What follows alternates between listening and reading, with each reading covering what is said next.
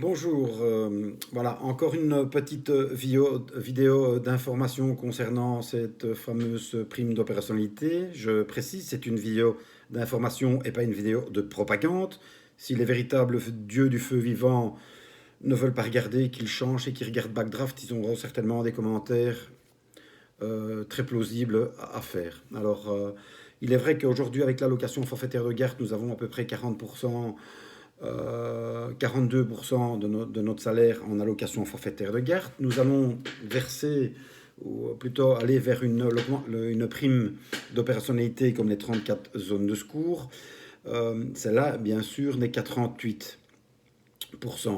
Alors, pour compenser ça, il faut bien se dire que les prestations en 8 heures, c'est une prestation effective, donneront également droit à cette prime d'opérationnalité. Donc, pour les 9 jours en recyclage, 3 jours à MUS, 6 jours feu qu'on fait par an, on aura effectivement cette prime d'opérationnalité aussi, ce qui fait remonter, enfin diminuer un peu l'écart entre ce qu'on a aujourd'hui et ce qu'on aura avec la prime.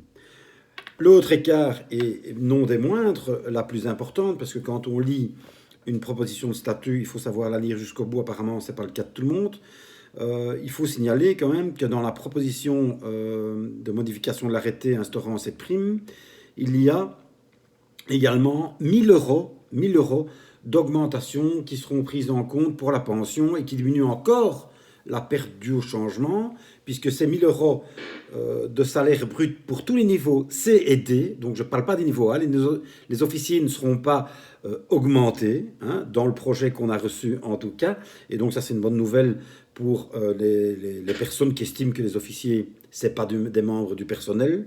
Voilà, ça, on les laisse juger ce qu'ils veulent.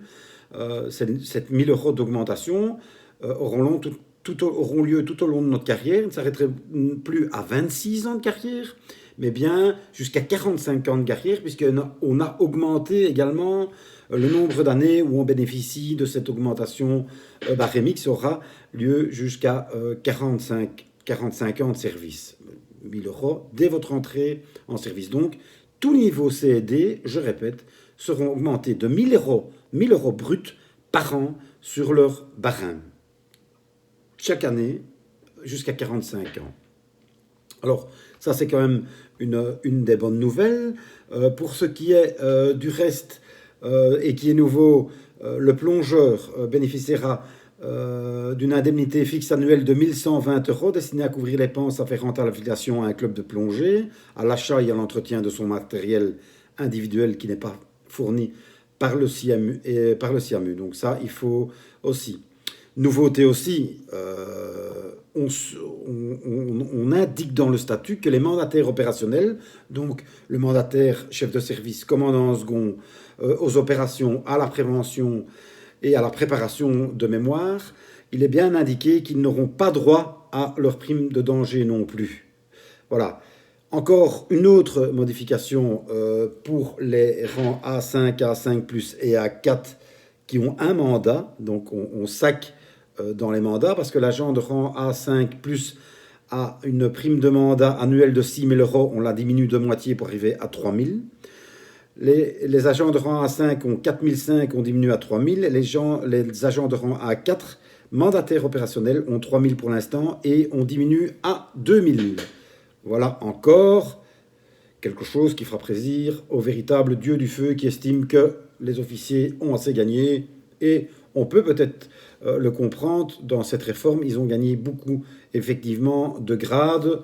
Et là, pécuniairement, on les diminue quand même également. Alors, pour ce qui est de l'équipe Azmat et ou risque qui présente au moins 10 années d'ancienneté dans l'équipe, ils continuent à percevoir une allocation fixe mensuelle de 130 euros liée à l'index pivot, donc ça c'est quand même pas mal non plus. Et après la fin de leurs activités dans l'équipe spécialisée, selon les modalités, ils continueront à percevoir 4 ans 20%, 8 ans 40%, s'ils ont été 4 ans dans l'équipe donc, et s'ils ont été 12 ans 60%, 16 ans 80% et 20 ans en plus 100%.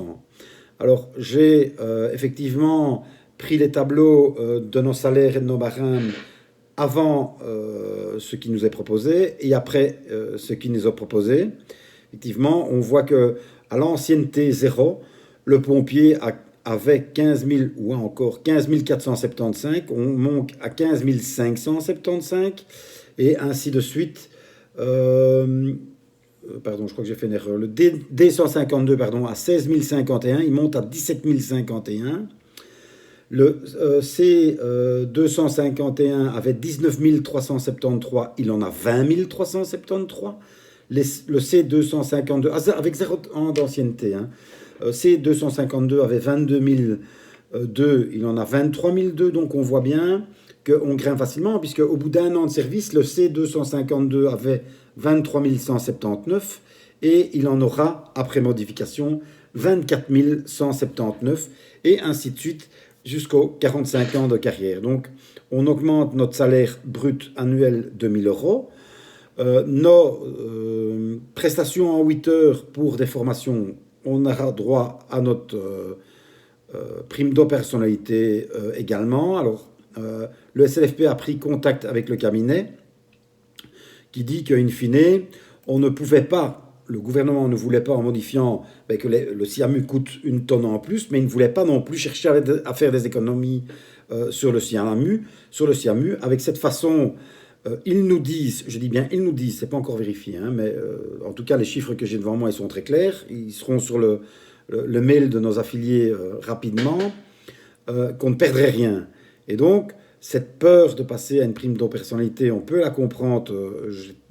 Personnellement, le SLFP n'était pas pour non plus, parce qu'il y a toujours le danger. La prime, on la touche en 24 heures, en 12 heures, en 8 heures, et donc un changement d'horaire. Mais toutes ces modifications, et ça c'est une remarque du Conseil d'État, doivent être en vigueur en même temps qu'un règlement de travail dans lequel, je rappelle, nos horaires doivent être indiqués et on ne modifiera pas un règlement de travail comme on modifie un texte quand on en a envie. Voilà, il y aura des règles de concertation, négociation qui sont prévues. Voilà, plus de nouvelles sur les mails de nos affiliés, comme d'habitude, d'abord en français et dans 2 jours en néerlandais parce que c'est quand même un travail assez conséquent. Merci, à bientôt.